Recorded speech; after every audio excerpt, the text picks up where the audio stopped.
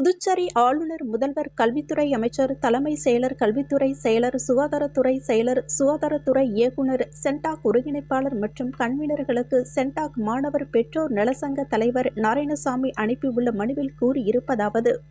புதுச்சேரியில் 1 முதல் 12ஆம் வகுப்பு வரை படித்த மாணவர்களுக்கு மட்டுமே அரசு இடஒதுக்கீட்டில் ஜிப்மர் மற்றும் சென்டாக் மூலம் புதுச்சேரி அரசு இடஒதுக்கீட்டில் இடம் அளிக்கப்படும் என்றும், புதுவையில் பிறந்து 1 முதல் 12ஆம் வகுப்பு வரை படித்த மாணவர்களுக்கு மட்டுமே காமராஜர் கல்வி நிதி உதவி அளிக்கப்படும் என்றும்,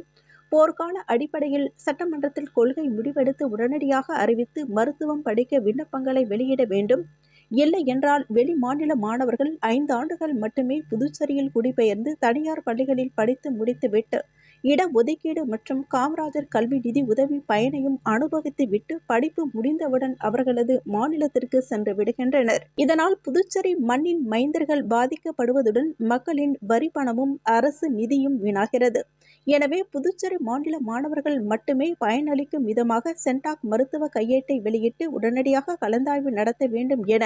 புதுவை மாணவர் பெற்றோர் நலசங்க தலைவர் நாராயணசாமி அளித்துள்ள மனுவில் கூறப்பட்டுள்ளது.